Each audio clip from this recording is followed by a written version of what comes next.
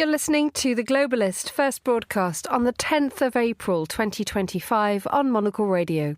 The Globalist, in association with UBS.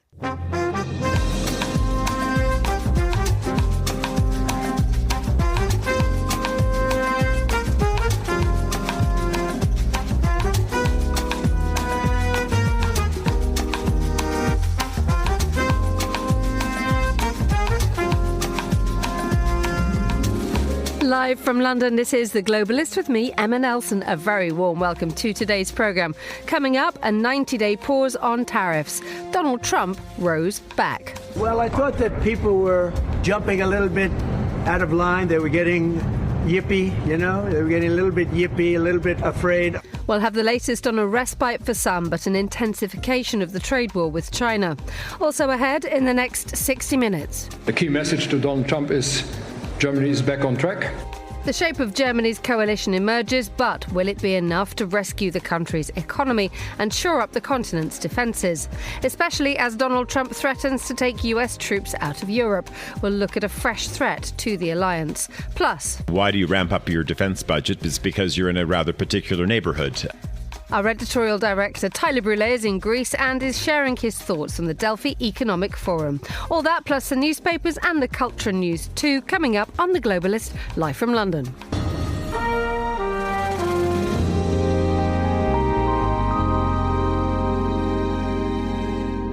First, a quick look at what else is happening in today's news. France's president has said his country could recognise a Palestinian state as soon as June. The US intelligence community is investigating whether the FBI was involved in planning the Capitol riots in January 2021. And the Trump administration says it will appeal the lifting of a ban against the Associated Press news agency from reporting on events inside the White House. Stay tuned to Monocle Radio for throughout the day for more on these stories. But first, Germany has a new coalition, or at least a deal to form a new coalition in early May. The two main traditional parties, the CDU and SPD, the centre-right and centre-left, have agreed on the formation of a government. But the announcement came on the day when the far-right AfD party led a German opinion poll. So to tell us more and what this means for the rest of Europe, I'm joined now by Gorana Gergic, Monocle security correspondent. Good morning, Gorana. Morning, Emma. The question needs to be asked. This has taken a very, very long time. The elections were back in February, or is this just normal German speed in the context of huge amounts of external pressure? Well, I would say that this is maybe even sooner than some have expected because, in the lead up to the election itself, people were predicting that there would be months and months of negotiations. So this is all happening, I would say, relatively swiftly, being that it's not even been 2 months since the election. But of course, given the moment we find ourselves in, that Germany in particular finds itself in, the actual approval of the deal and getting the coalition up and running can't come soon enough. So do we know what the Merz government looks like and what Friedrich Merz, the new chancellor's priorities are? Well, we know that there have been a lot of messages now to signal that Germany is, as already the report said, that Germany is a strong partner and that it has a strong plan to project stability at a time of global turmoil, from war in Ukraine to the tensions with the United States. But in terms of the specifics of the coalition deal itself, there are various things here that are kind of in the weeds and some that are still very much left to be hashed out. But what we need to underline is that this is very much a deal born out of necessity, not necessarily ideological unity. It is a compromise between Merz's Christian Democrats and the very weakened Social Democratic Party that came in third, and that some of these tensions will run throughout the agreement. And then we can now unpack what this means for Europe itself, or what it means in the context of German domestic politics. Indeed, because let's look at German domestic politics for starters. You said that the SPD party, a sort of much weakened party in third position, which is a huge change in the German political landscape, given the fact that for a very, very long time it was always assumed that the coalition government, and this is what Germany always did, would be between the two big beasts, the CDU and the SPD. But now when we have the AfD in second place, and yesterday for the first time an opinion poll suggesting that it is the most popular party in Germany, how destabilising is that for Germany internally? Well, it just shows us how fractured the political center has become in Germany. Even though the Christian Democrats had the plurality of votes, of course, they had to strike this compromise with SPD, which did perform historically poorly. And as we move into the next weeks and months, for sure, there will be this sort of push to really assert the legitimacy of this government, given the rise of AfD in the polls. And we have to say this is the first time since World War II that in Germany we have this far-right or hard-right party dominating the polls. But then if we look at the internal politics in Germany, I would say there are reasons to be optimistic, given that even before finalizing the coalition deal, the partners did push through a major piece of legislation, which is loosening the strict debt rules to allow Germany higher defense spending and launching a large infrastructure fund to revive the stagnant economy. And I would say that this is the most notable shift and something that for Friedrich Merz, who was known as a fiscal conservative and whose party has long resisted weakening the so-called debt brake that Germany had constitutionally, we can't overstate the significance of this. But at the same time, there are people who are already skeptical because some of these economic reforms are delayed already to a couple of years out, and that some of the ambitions when it comes to foreign policy, might be not necessarily seen through immediately, especially where there is disagreement. And then on some of the issues when it comes to asserting Germany's role in the EU, there will not be a centralized authority at the chancellery as some have hoped for. And again, there will need to be a lot of compromise to struck before actually Germany has a coherent position in the EU, which we've seen has been something that was plaguing the previous coalition government between SPD, FPD and the Greens. And this assertion of legitimacy, both domestically, as you have mentioned, let's move on to the external aspects to this. That when we have seen Germany's voice heard Germany's voice in the last few years, it has been a weakened one. There's been a breakdown or a sort of a weakening in relations with France, given that Olaf Scholz and Emmanuel Macron didn't get on. We need to sort of shore up relationships with the likes of Poland as well. And is Friedrich Merz and his coalition government the body, the voice that will bring Europe together? A lot of people are hoping so, because, of course, you mentioned already the sort of European Union counterpart for Germany. Of course, France, there, the kind of Franco-German locomotive of the European Union was weakened somewhat given the sort of inability of these two leaders. I'm speaking of Scholz, of course, and Macron to have a really functional and kind of ambitious working relationship.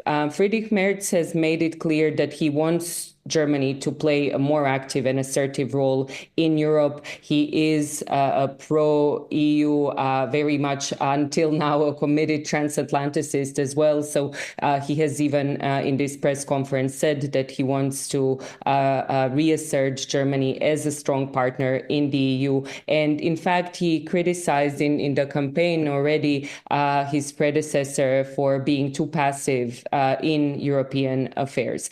Now, again, the ambition is there. We've already covered this on the program that Merz and Macron actually met in the interregnum period, because, of course, France, along with Britain, has been sort of setting the agenda on this coalition of the willing and efforts to help Ukraine and kind of fill in the gaps that are left now with the United States withdrawing from that role of leadership under the Trump administration. So ambition is there, but the tools that are at Merz's Merz's disposal, I would say, are still a bit limited. Again, on the coalition deal specifically, Merz has been granted a new National Security Council, which definitely could help with coherence on key international issues, but there are already some signs of hesitation. For instance, there is no firm commitment to send Taurus cruise missiles to Ukraine, something Merz has previously championed and something that Scholz blocked. And SPD remained a little bit vague on this, signaling continued caution, even if Merz tries to shift gears. And then, of course, questions are going to come up as we move in the process of talks between Ukraine and Russia. And hopefully, if we do see some sort of lasting ceasefire, what is Germany's role going to be down the line there? And again, how is it going to position itself in what you already said are some of these sub-regional sort of nodal arrangements across Europe, whether it's the Weimar Triangle, so with France and Poland, or whether it's going to be more active in maybe spearheading some other efforts and various other questions, around Europe, from migration to, of course, trade these days. That's very high on the agenda, but also issues of enlargement and similar. Gorgorana Gergic, thank you so much for joining us on the programme. You're listening to The Globalist.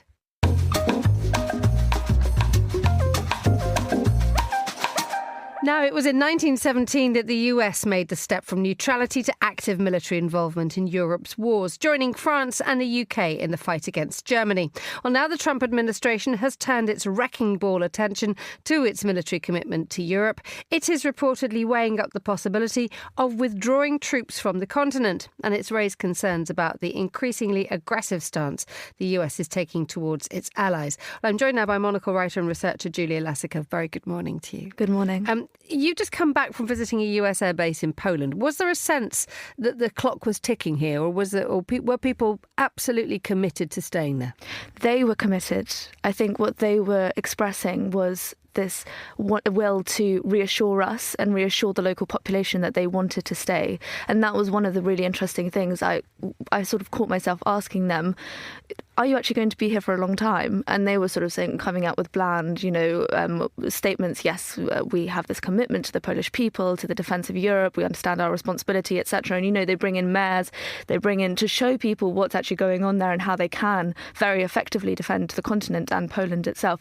But in the end, what choice do they have? If they're told to move, no matter how strongly they feel, can they mount a resistance to Trump? What could they do? And indeed, the reason why there is an increased presence in Europe of American troops is 20,000 additional troops were sent by Joe Biden when Russia invaded Ukraine. Trump now wants to take back, or it is reported, because we never know, that 10,000 of those would be removed. I mean, as a Ukrainian, how does that leave you? Well, I mean, the American troops are not in Ukraine. And that was one of the painful things, was that walking around this base and seeing this very high-tech equipment, also this radar system that they have, which they're very transparent and open about. They took us inside the radar itself, and they were describing to us how powerful this thing is, how they can see down to the smallest little bug. And they didn't specify how far, of course, because that's a military secret that the radar can see.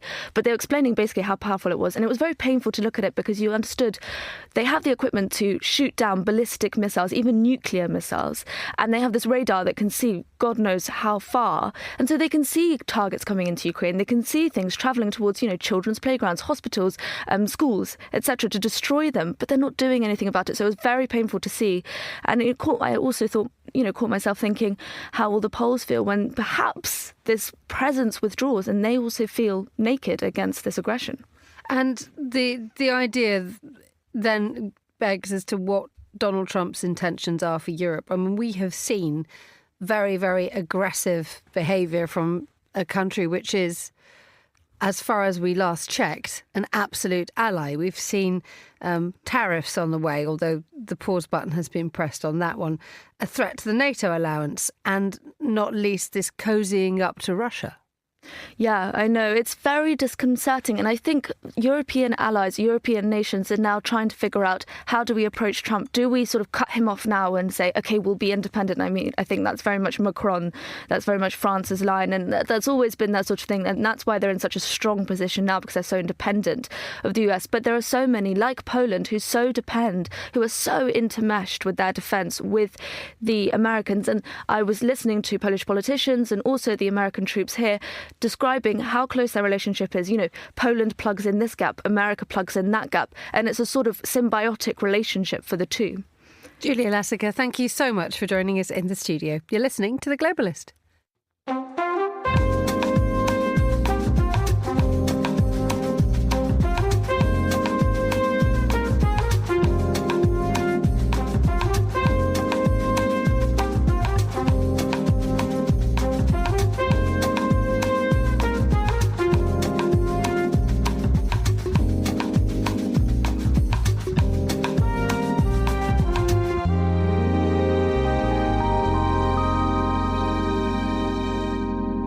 Now, as we've been hearing in the headlines, President Trump has paused introducing widespread tariffs for most countries. A 90-day reprieve has been granted.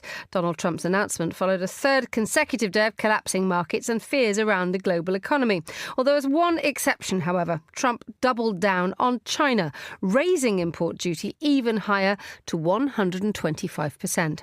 Well, let's hear now from Kerry Brown, director of the Lao China Institute at King's College London and author of The Great Reversal. Good morning, Kerry. Good morning. Did we expect anything of what happened yesterday? Well, I think you can say for most days we don't really know what to expect. I mean, you could argue that Trump's fixation on China is well established, well known. It happened in the first time he was in power. He's never really left this subject. He believes that China is America's greatest, well, you could say competitor, you could say threat. It depends on the day. But he also has, I think, a pretty well kind of well-covered admiration for Xi Jinping. I called Mr. Xi very smart. I think in the past he's called him a handsome man.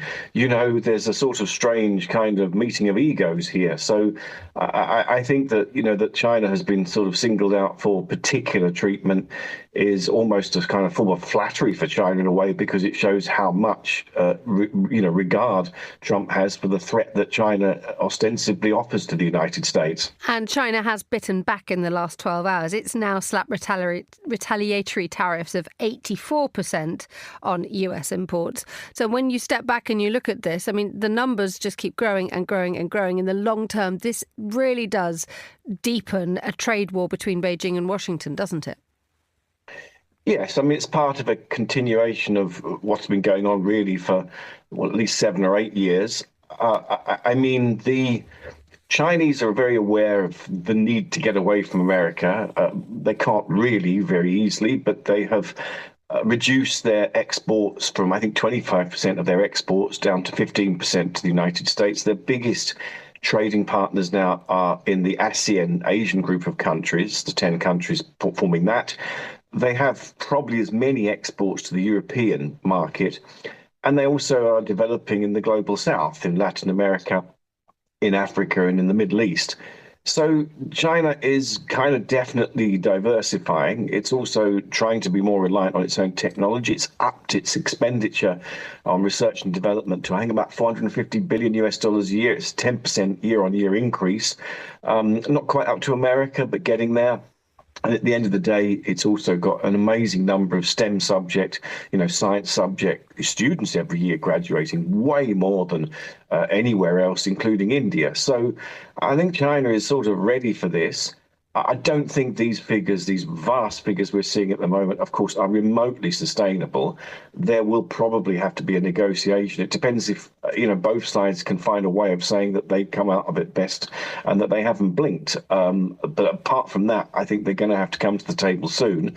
It just depends on when and how much damage is done before they do so. You say that China is ready for this, but is the United States ready for this? Because if, for example, you are Apple, so much of what you sell and so much of what you base your business on is made in China. And there have been all manner of conjectures about how much a new iPhone is going to cost you because of these tariffs.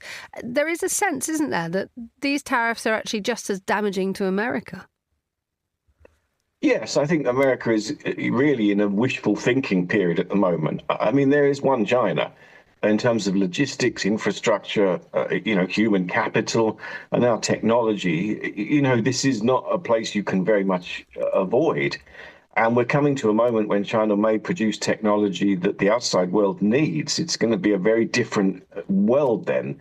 And that's coming into sight already. DeepSeek and its emergence in January of a clear blue sky, wiped $1 trillion off the value of American companies on the stock exchange. I mean, this is the kind of battle in the future. And I think China isn't so disadvantageously placed. I mean, you've got a lot of people crowing on about, China's going to tank now, the economy is going to go down. I've been dealing with China since 1991. I must have heard that prediction every year. I mean, one day may be true, but I'm very skeptical that it'll be tough. Chinese economy is going through very big turbulence, but aren't we all? So I don't really think this sort of measure is going to really impact fundamentally on China's desire and its aims, nor will it bring about the kind of changes that America wants. But you're right, it will probably damage American consumers more than Chinese consumers because their reliance on imports is far more than China's. So that's an extraordinary situation. Finally, do you believe a deal will ultimately be done here? I do. I mean, I think it's just about the politics, and it's about, I think Trump wants to basically go to Beijing and, be seen as the great sort of deal maker and come away with the deal of the century. I have a horrible feeling, though, that there's no strategy here. That I don't think that they really know what a deal looks like. I mean, at the end of the day, there's no way that China's going to be buying more of American products to the kind of tune that Trump wants. And I don't think that China can invest in the United States to create jobs because of the massive security issues that America has with it. So it's not going to be easy. But I mean, Trump is a man who can say, black is white and white is black, and people believe him. So maybe he'll pull it off. Who knows? Kerry Brown, thank you for joining us on Monocle Radio. Still to come on today's programme. One of the best way to make a sustainable product is to create something really timeless. We'll hear from designers at Salone del Mobile in Milan. Stay with us on The Globalist. UBS has over 900 investment analysts from over 100 different countries. Over 900 of the sharpest minds and freshest thinkers in the world of finance today. To find out how we could help you, contact us at ubs.com.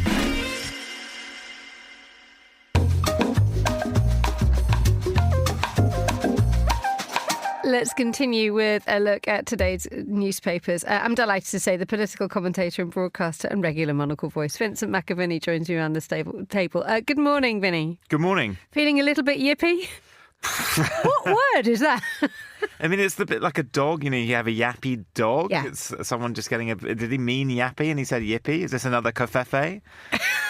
This was, if you haven't been paying close attention to Donald Trump's reason why he dialed down on on imposing such huge tariffs across the world, is he thought that everybody was getting a bit yippy. I doubt much of the papers have picked up on this strange adjective, but they are looking. There definitely is. Really? It's and the statement that came out. I mean, it was so funny. My favourite thing is the end sentence as well was, "Thank you for your attention on this matter." It's incredible. And it was just like. It's like the whole world hasn't for the past week been focused on this and watching, share prices collapse, pensions collapse, every government around the world trying to figure out how to get a new deal out of him. It has been, as I thought it would be, a remarkable stunt from a reality TV show star. And you can sort of look at it, if you are going to give him the benefit of the doubt that this was some great play, he has said now that he's got around sort of 90 or so countries wanting to make new deals. He's managed to drive all attention to him. We obviously have this ever-escalating trade war, up to now 125% tariffs on China, with them retaliating. But in terms of everyone else, it does seem to be, if you can be kind, working for him. But then if you're going to sort of not give him the benefit of the doubt, you can say that really all the blowback, and this is what the Wall Street Journal piece goes through, the blowback from CEOs calling the White House constantly, Jamie Dimon, boss of JP Morgan, going on, of course, where else, Fox News, to say distinctly that this is going to have a really negative effect. It's not going to do what the president thinks it's going to do. And as we saw with Liz Truss a few years ago here in the UK, ultimately, the bond market is the one thing that you really can't take on. Yes, this is when at about 5 p.m. UK time yesterday, people were saying the bond market is going down, and everybody suddenly thought, oh, hello, people are selling their US bonds. Looking at the way that the press are taking this, obviously, apart from deconstructing the adjective yippie, a lot of commentary has been talking about how actually he blinked insofar as this wasn't the great reality TV game plan that many of us actually generally wonder whether this is what he's doing. But this was, people did actually get scared by what was happening. Yeah, I mean, people have been genuinely scared, and particularly in America, I think more so than in Europe. So the way Americans, manage their money, they obviously have a lot more disposable income than a lot of people in Europe do. The way that they set up their retirement, their pensions, their 401ks, they're much more finely attuned than people, for instance, here in Britain are, on what the stock market is doing. So much so that even his beloved Fox News at certain points in the past week has just taken, it has a constant ticker of where the Dow and the Nasdaq is in the right-hand corner on this sort of screen furniture, graphic furniture. At points they've just taken it off fully because they don't want the viewers to see, who are obviously many of them pensionable age, exactly what is happening in the stock market. And we know that Donald Trump is obsessed with those figures. There's always a tweet. We found past tweets of him saying if any president ever lets the Dow fall by this much, they should immediately resign. And he's obsessed with getting, highest ratings and biggest sales, and knowing that, the sort of stock market all-time highs were falling away from him isn't something he's going to have liked. Indeed. I mean, just looking at the way that the markets have closed, Nikkei's up 8.2%, Shanghai Composite up 1.2%, probably pretty robust. Gosh, you're having a good day in India, you're closed for a public holiday, you can sit down and mop your brow for 5 minutes. Let's have a look at some of the other stories. Let's have a look at The Independent, a story you wanted to bring into us about this arrest of 2 Chinese fighters has opened in Ukraine, ostensibly fighting for Russia, speaking Mandarin with Chinese credit cards on in their pockets. Has obviously prompted questions about just whether this is 2 isolated fighters or whether we now have a flow of Chinese mercenaries into the Russian military. Yeah, it's about how much autonomy these fighters potentially have from China and its army. Now, we know that at the very onset of this war, Russia was in such a bad way that it went around the world, particularly going to, Africa, picking up all the mercenaries that it could get. We know that they've had to bring in troops from North Korea, although they seem to have been highly ineffective. And now President Zelensky is saying that the Ukrainian intelligence believes that there are 155 Chinese mercenaries currently fighting for the Russian military against Ukraine. He says that they are recruiting Chinese people via social media, and that Beijing knows that it is going on, and even that Kyiv believes, or is trying to still assess, it hasn't ruled out, that they are receiving instructions from the Chinese government. Now, the Chinese officials have branded this as totally unfounded. There has been some documentation revealed to journalists by President Zelensky, but that is remarkable. 155 is a significant number. Now, of course, the Ukrainians as well, they have their international battalion. They invited people, particularly those with military experience around the world, to come in and to sort of help bolster their forces as well. So this is happening. But it is interesting that if you basically look at Russia's stockpiles, it's getting drones from Ukraine, it's getting manpower from potentially China now and North Korea. I mean, this is very much a sort of axis in play. OK, finally, a story which mirrors what we've been seeing here in the British capital, the closure of incredibly important, legendary nightclubs because rents are incredibly high and everybody wants to be tucked up by 10:30 with an oat milk latte. decaf, hopefully, at that time. Obviously. Yeah, this is a really great story. It's something we've seen here in London, the collapse of the sort of nighttime economy. My bugbear is people who move to Soho in central London, a notorious going-out district, and then complain to the council about the noise, and they're getting licences revoked. If you want quiet, go live in the countryside, frankly. But this is a piece in the New York Times. Why are the clubs closing? The rent is high and the alcohol isn't flowing. And it talks about a bunch of club closures since the pandemic in particularly the Brooklyn area and what's happening. And it's really interesting because we all know that sort of, every generation changes its going out habits and what they like to do.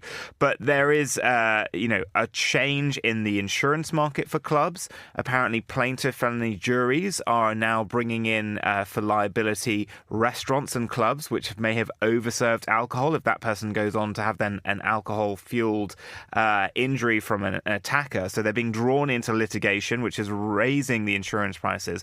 The rent is going up. And obviously for many of these clubs, they're only operating 2 nights of the week. And the rest of the time, these vast spaces are sitting empty unless you can find a different revenue stream for them. But then ultimately, Gen Z as well, drinking far less than previous generations. They're much more aware of the dangers of alcohol, and they're also just their mindset is quite different. When they go out, they are a lot of the time, if you watch them in venues, shooting content. They're trying to take the best selfies in the club or the best photos or, TikTok videos or whatever. And you can't really do that when you're plastered. No, you can't. Or you can, but it's not great. Vincent McAviney, thank you so much for joining me in the studio. The time here in London is 7:30 a.m. You're listening to The Globalist with me, Emma Nelson. A look now at what else we're keeping an eye on today.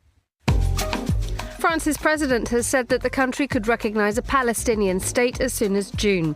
Emmanuel Macron also added that in turn, some countries in the Middle East could recognise the state of Israel. The US intelligence community is investigating whether the FBI was involved in planning the Capitol riots in January 2021.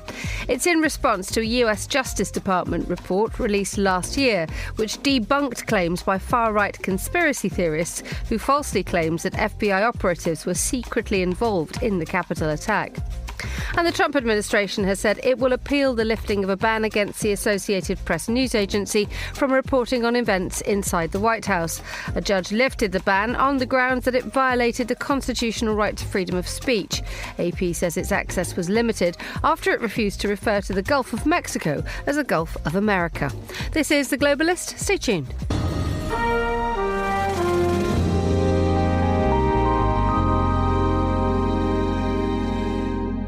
Now for a closer look at some of the stories that we've been following here at Midori House. Here's Monocle's Lucrezia Motta on why Italy's Trenitalia is joining the fray for crossings of the Channel Tunnel.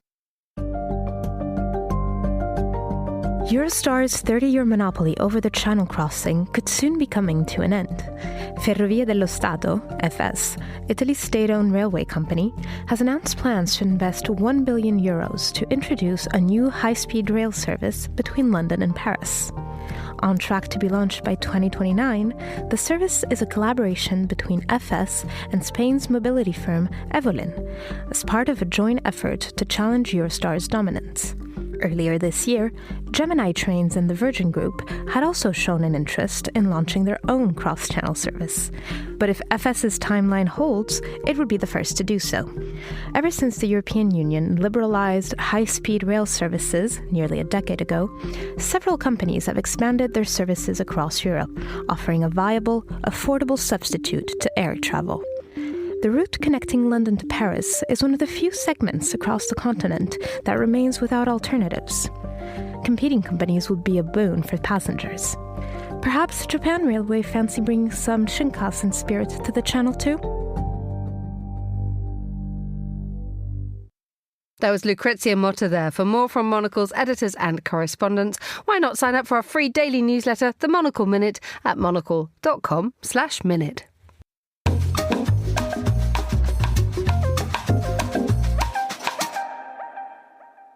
Now, the Delphi Economic Forum is taking place in northern Greece this week. Our editorial director, Tyler Brûlé, is there for the first time at this year's gathering, and he spoke to our own Andrew Muller about the forum and what it means for Greece. Tyler, here we are in Greece, so I guess we'll start with the location. Is Greece having a bit of a moment? I think Greece is having a moment. I think it's been having a moment for a while. I think we've been in this build-up period. I think this is a place. I mean, of course, I don't know how long you've been already coming to the forum as well. I feel that there's been enough visits to see various people in government. And of course, it goes back to us doing the Quality of Life conference in the middle of a pandemic. I feel that was a little bit of the starting point, and that's already 3 years back. So I think we are in it. I don't know how much more we're going to climb. I don't know actually how much more you can climb from being in Delphi as well. It's kind of amazing when you get up here. It is properly high. It is, and the views are one of the better reasons for coming here. But does Greece, do you think, understand that it may be having a moment, possibly for reasons not entirely to do with anything it's controlling, thinking of this announcement they've made in the last few days about a huge ramping up of their defence budget? That is certainly part of it. And of course, as you said, yes, they're at the centre of it. But why do you ramp up your defence budget? It's because you're in a rather particular neighbourhood as well.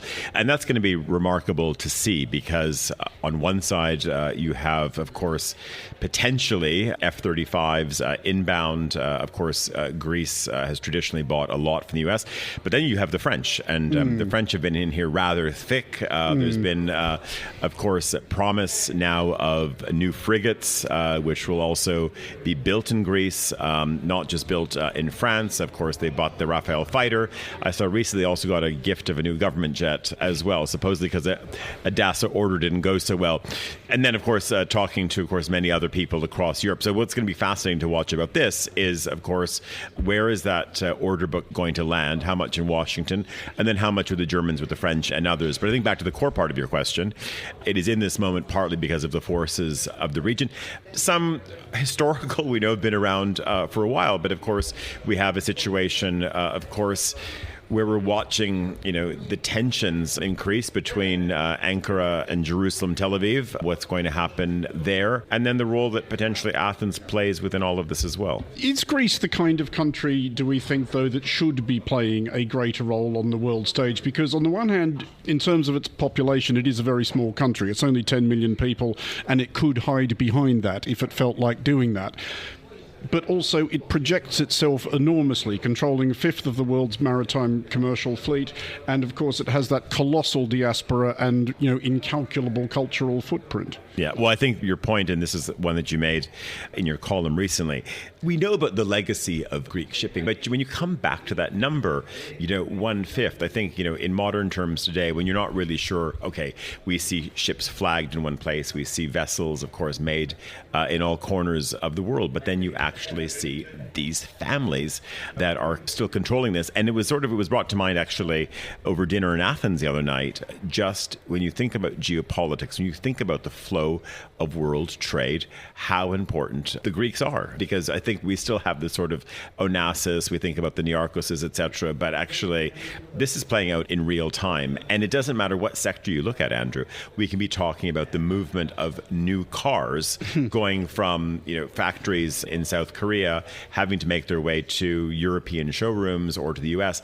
The Greeks play a major role in this. So when we're thinking about the flows of trade, this country does have to play a role when it comes to how they behave with the neighbors, but also on far corners of the world. And you think about also shipping as well. We know there's various choke points, which are always in the headlines.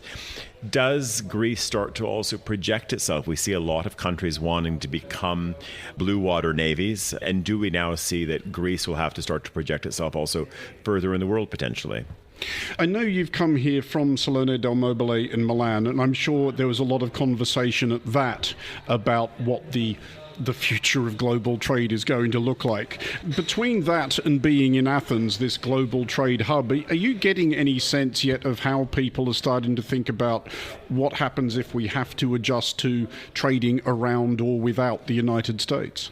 Well, I think that's the importance of events like this, and again, just major trade fairs, messe, whatever you want to call them, bringing people together to sit in informal or more formal environments to think about, what does a trade deal look look like, or not just a trade deal. And let's say you're making sofas and I happen to have a couple of department stores wherever I am in the world. What kind of deal can we cut? Do I get to hear a story from you about what markets you want to open? You want to hear from me potentially about, what I've got on offer. And I think that is the importance of this sort of sense of coming together. And listen, you do feel that there is a scramble going on.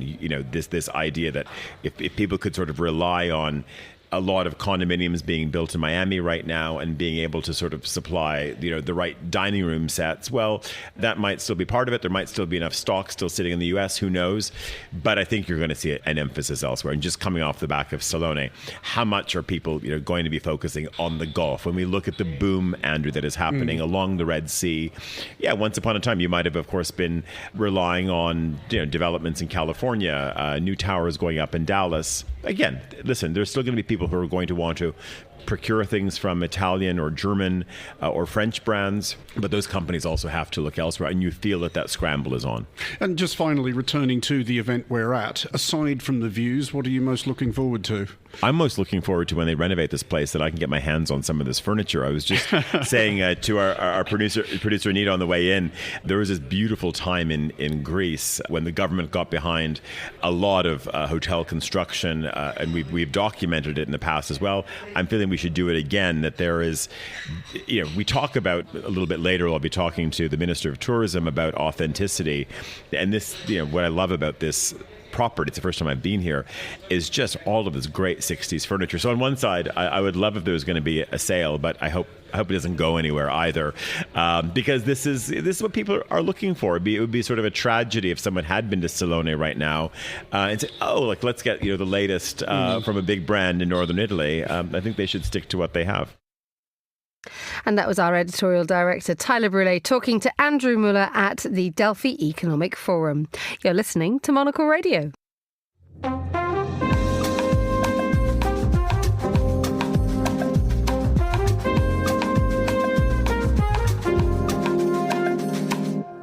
Italy has donated one of its military ships to Albania in order to help with the policing of its borders. The handover took place in the western port of Durrës, where a large Albanian flag was painted on the ship's side and its number was changed with great flourish. Well, joining me now is Monocle's Balkans correspondent Guy Delorney to explain more. Good morning, Guy. Good morning, Emma. This all looks like cooperation, but there's a much more complicated background to this, isn't there? There is a complicated background, and it's something we've got to keep an eye on today, because it's not just about the handover of this naval vessel, Libra. It's also about the opinion that we think we're going to get delivered from the European Court of Justice today, because the European Court of Justice is having a look at this asylum outsourcing deal that Italy had agreed with Albania. In essence, that Albania allowed Italy to build 2 asylum processing centres in Albania, where Italy would take people who wanted to apply for asylum in Italy directly to Albania, process their claims there, and expedite a repatriation process if they didn't meet the criteria. And this has fallen foul of the courts in Italy. The courts have been saying that the Italian authorities have been making a faulty analysis of the version of safe countries, if you like, safe countries of origin, and that the people shouldn't be getting their asylum claims processed in Albania, but in Italy. And this visit by Defence Minister Guido Crosetto, where he handed over the Libra to Albania, this seems to be part of the ongoing deepening of the ties between Italy and Albania, and quite frankly, it rather looks like Italy trying to keep Albania on side while it goes through this whole process with the European Court of Justice. Well, let's talk a bit more about this European Court of Justice hearing. An opinion is due today from the Advocate General. The fact that it has gone up to the ECJ so quickly is a suggestion of what? Well, it's a suggestion that the Italian courts wanted the opinion of the European Court of Justice. Other people also wanted the opinion of the European Court of Justice, and the Italian authorities are hoping that the European Court of Justice will say there's nothing wrong with what you were doing, because the European Commission has said so much. Ursula von der Leyen has said she thinks that the Albania-Italy model might be something that the rest of Europe could follow. So, there are plenty of fans of what Italy and Albania have arranged within the European Union. But of course, the European Court of Justice is independent of all those political figures. And what we're going to get today from the Advocate General is an opinion. Now, this opinion isn't going to be a final or binding ruling, but it's going to give us a very good idea of what the court might decide either next month or in June. And whether they're going to, in essence, allow Italy to use these asylum centres in Albania for the purpose for which they spent, north of 600 million euros, much to the horror of the Italian public, who now sees them as gigantic white elephants. There is a sort of a perilous path being trodden here by Italy, insofar as that one wonders whether believing that it can carry on its own way is something that history tells you that you really shouldn't do when it comes to European law, because the court always wins. Is there still a sense by the Italians that actually by pressing on with rounding people up and trying to send them to Albania is something that the court will actually just allow to happen ultimately? Well, the problem that Giorgia Meloni has got is she made this one of her flagship policies. She was very boastful about what she had arranged with Albania.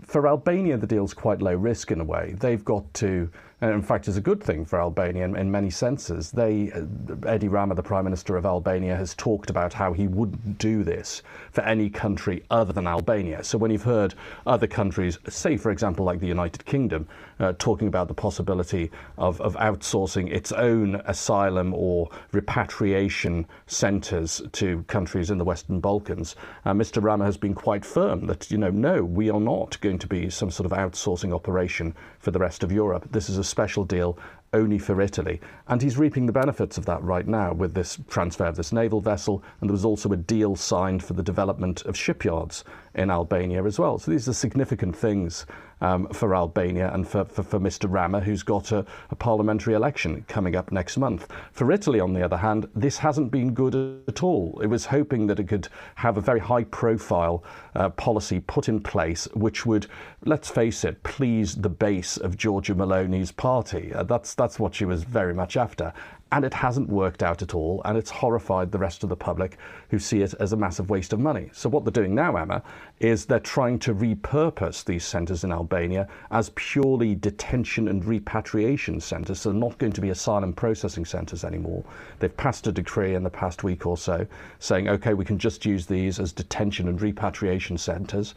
And in the next few days, we're going to expect another Italian Navy ship, not the Libra this time, to turn up with around 40 people who will be held and then deported directly from Albania. Now, how that's going to go down with the courts is another question. Kai Delorney, thank you so much as ever for joining us on Monocle Radio.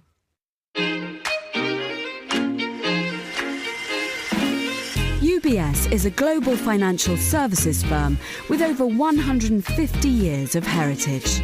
Built on the unique dedication of our people, we bring fresh thinking and perspective to our work.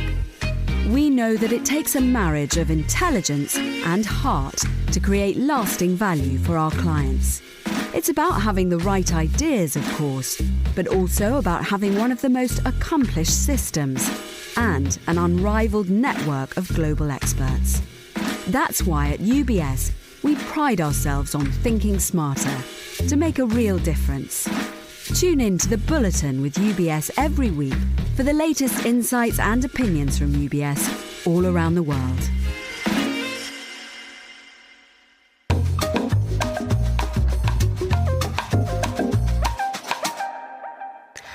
Now, at Salone del Mobile, the world's leading design and furniture fair in Milan, the design world is grappling with questions far beyond just aesthetics. Materials, sustainability and long-term responsibility are all taking centre stage. A Monocle's design editor, Nick Moniz, sat down with the Singaporean industrial designer, Olivia Lee, and the Milan-based designer and art director, Federica Biasi, to explore how their practices are responding to this shift. Nick began by asking Olivia why materials are often her starting point and how that choice connects to a broader conversation about sustainability. As a designer, you get increasingly asked about sustainability and how much thought goes into choosing materials. I think as a default, I've always gravitated to noble materials anyway, so like stone, metals. Like I've never really liked working with synthetic materials or plastics. I mean, with this recent project, which is a solar cooker, I really wanted to celebrate, old materials that seem like it could be an artifact from the Met Museum and kind of create an object that seems to be out of time. That to me is in a way how I answer responsible use of materials by looking at natural materials. You mentioned time there and the role that I want to bring in the concept of timelessness, which I know it feels almost as sustainability. What is timelessness? Designing something to stand up to the test of time. I assume that's a big part of your practice. And if it feels like an artifact now, hopefully it feels like an artifact in 2,000 years when people find it. It is. I think that's the way I reconcile with like buy and throw away culture, in that what my response is, I want to create really beautiful design that people want to keep for a long time, so they keep it and they buy it once and they buy it well, as opposed to like facilitating a machine of like a cycle of products. And Friedrich, I assume a similar approach to your practice. You don't want to create things that people are just throwing away. No, I think one of the best way to make a sustainable product, is to create something really timeless. This is not easy, of course, because for making an icon, there is not a receipt, so it's not easy. And also we have to find some materials that can be produced not only in the present but also in the future. That probably it's better to use like raw materials or material from the earth that of course we can find in 100 years ahead. If I imagine a plastic product made by 80 years ago, probably in next 100 years they will disappear. It'll break down, yeah, of course. So we have to think about this kind of approach. And then when I used to design, I used to every time focus on natural material, or if I cannot use natural based material or raw materials, I try to use totally recyclable materials, so like textiles, and trying to use materials that doesn't use so much water to be produced. So I think the sustainability is an approach, is not just an ingredient, or there is no a receipt to say that is sustainable. It's a lot of things that we have to do. We have to be conscious, and then we have to try. I mean, of course we are not perfect, but we are trying. It's quite fascinating. You mentioned a host of different things there before we even get to the actual products. You're talking, shipping, you're talking product supply, you're talking repairability, you're talking longevity. I mean, all of these things, I guess, coming together, it makes product design, industrial design seem, and it is, a lot more complex than just, I'm picking up a phone right now and this is what we're holding and this is the end product. But really, all the things that have gone into this kind of ecosystem that's built around it is enormous.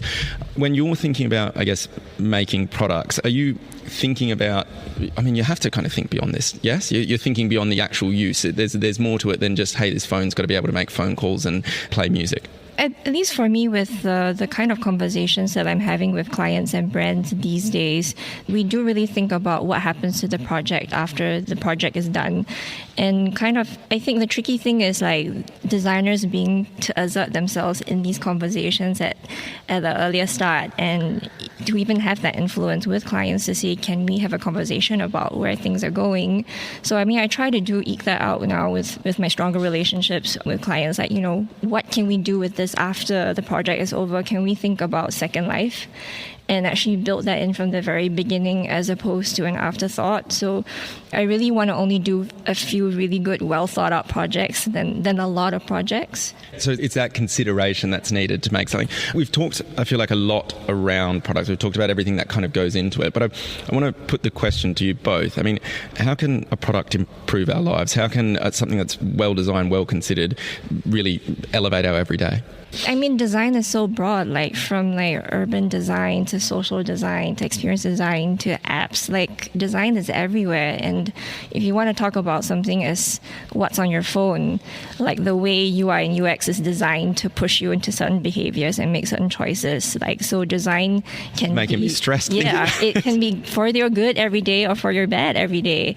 So I think as designers, we need to make a choice when we're put in these positions of like swaying user behavior through these little details if we can sort of like nudge in a positive direction. Design is everywhere, and then we have to define what we define as design, actually, because the iPhone and the iPad and the computer, they are design also. We have to understand exactly what we want to define as design of the future. I mean, all the accessories will be the design of the future, and so on. I think they have, who is producing these things, they have, of course, to think about why we have to change this kind of accessories every 2 years. So we have to think about also about this. But how we really, as designer of other things, not super technologies, it's different for us, I think.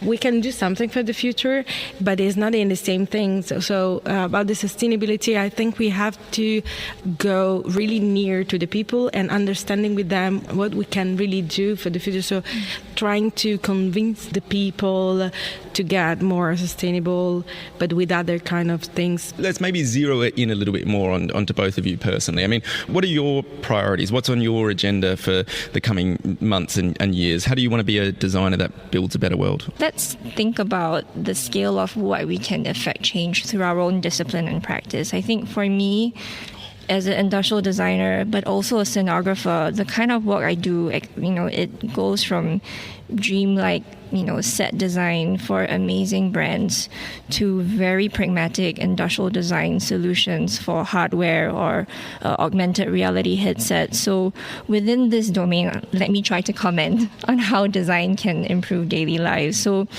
I think we talk about the power of design to create dreams, and it seems like such a fluffy and romantic answer, but I think it's really important, especially in a time where it's kind of very dark, it's very fractious. If we can use design to steer, more optimism in people's lives, like beautiful imagery that is not created by AI slop, but by real people, by having meaningful design interactions, whether it's a beautiful handle of a kettle or just a beautiful UI UX experience when you're using an app. I think these little things that just remove a tiny bit of friction from everyone's lives would just make everyone's lives better, and it'll just smoothen out the way, we flow. That was Olivia Lee and Federica Biasi there, speaking to Monocle's design editor Nick Moniz at Salone del Mobile. Check back for more from our team on the ground in Milan throughout the week. You're listening to The Globalist.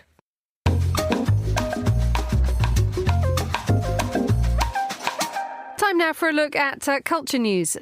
Sophie Monaghan-Coombs is Monocle's associate editor for culture. She joins me now, fresh off a Eurostar, almost, Sophie. Yes, I've just got back from Paris, where I went to see the new Monocle shop, our cafe and our office there, which was lovely, and it was very sunny, and I just had a wonderful time walking around. And you did some art for us as well. Let's talk about this universally adored blockbuster David Hockney. You've been to see it. Is it as good as all the pundits are saying? I have to say, I think it is. It's at the Fondation Louis Vuitton, and they've given over the entire building to Hockney, which is really rare, and it's the biggest show of his ever. There's over 400 works, and it's called Louis Vuitton 25, but I think that's a bit of a misnomer. It says that it focuses on works from the past 25 years, but actually it's much bigger than that. There's some really early works, like a portrait of his father from 1955, which is just wonderful.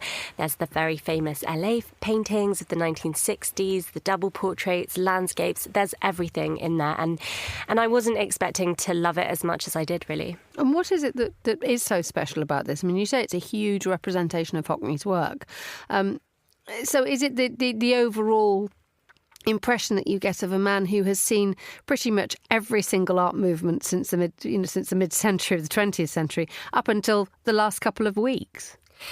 I think that is it, really. You're seeing a lifetime in art, and you're seeing how he evolves and develops, and his relationships with different people, and all of that comes through. And I think for someone like him, it just shows how he's, obviously so in love with the art form, and always changing, always innovating, moving his subjects, moving locations, moving into digital art. There's a wonderful room focused on his opera set designs. And I think all of that comes through, and it really feels like his life in a building, in a really kind of expansive and wonderful kind of celebration. And let's talk a little bit about this immersive room involving the opera designs. He was a committed opera designer until, sadly, his hearing left him, so he couldn't enjoy the music that he adored so much. But this room that you sit in is engrossing. Yes, I think they've done this in a really clever way, rather than just kind of making the set designs again, making replicas of them. Instead, they've made this digital video version of them, and you sit in this room on beanbags or benches, and all around you on these giant screens, you have the different opera sets that he's designed made in a digital way, and they move around and they dance and there's music, and you hear him talking over the top about how about his love for opera and how he doesn't like compromising. And it's just a really innovative and wonderful room. It's not something that, if it was described to me, I thought I would necessarily like, but I loved sitting in there. And the interesting thing is that Hockney has a really hands-on involvement in this. And what he's done is he's dispensed with a huge amount of his career on one floor, and then he's just focused on the last 25 years. That sense that, he's 87 now, and he really is rolling up his sleeves, and he's so still involved in what he does. Yeah, I think that is just fantastic. And there's this new interview with him, which is available on BBC iPlayer, just talking about, where he's at and looking back at his life and the fact that he's so involved. And I think, as I say, he's just so in love with painting, and that comes across. And the guest curator on this, Norman Rosenthal, who's a British curator, was there talking to the press when I was there. And, it's obvious that David Hockney's just been surrounded by people that he's worked with for years and years, that know him really well, that know his work really well, and all of that kind of deep knowledge and passion for him and his style and everything like that comes through in this show. Let's move on to another exhibition, a rather unusual one, given the fact that I think we probably know Agnes Varda for cinematic work, but a photography exhibition is on at the Musée Carnavalet at the moment. What's that like? Yes, I wanted to mention this one because it's so different to Hockney, but I think it's really well worth going to. It's just opened as well. And yes, as you say, Agnes Varda is super well known as a filmmaker. She died about 6 years ago. And this really focuses on her work as a photographer. And the setting for this is, she was Belgian, but she lived in Paris, and the same flat on Rue Daguerre in the 14th arrondissement for almost 70 years.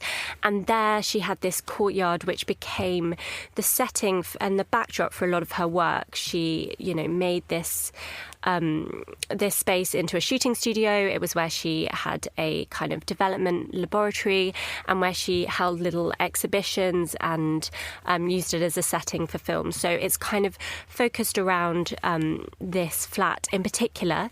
And then it shows her work as a photographer, taking scenes of Paris, getting work in magazines, shooting very well-known people that it's really fun to kind of pick out from the photos. And then, of course, there is also a whole kind of section dedicated to Cleo from 5 to 7, her super famous film from 1962, which really takes you through the streets of Paris. And this is all about Paris, isn't it? I mean, you have her intimate private life with the courtyard in Rue Daguerre, but you also have this as a love letter to Paris, don't you? Yes, it does feel like that. And I think there's lots of kind of aspects of Agnes Varda that have maybe been slightly forgotten, such as her work as a photographer. And, her involvement in, her protest work around legalising abortion in the 1970s and all of these things, and how she was just really connected to the city and also to her community there as well. And the fact that it's in the Musée Carnavalet, which is Paris's oldest museum, it is a museum dedicated to Paris as well. Does that sort of intensify the experience a bit? Yes, I think it's it's a museum that I hadn't been to before, but I really enjoyed looking around at some of the other kind of historical artifacts, and I think it just shows this side of Agnes Varda's work that really is so cemented in the city, and also I think it's kind of showing us what Paris has to offer as well. I think it shows this kind of creative and really sort of wonderful, productive side of the city that sometimes people kind of can downplay slightly. Sophie Monaghan-Coombs, thank you so much for joining me in the studio. And that's all the time we have for today's programme. The warmest of thanks to all my guests and to the producers, Chris Chermak, Carlotta Rebello and Hassan Anderson. Our researcher was Francesca Jilks and our studio manager was Elliot Greenfield, with editing assistance from Steph Chungu. After the headlines, there's more music on the way. The briefing's live at midday here in London. The Globalist is back at the same time tomorrow. But for now, from me, Emma Nelson, goodbye. Thanks for listening.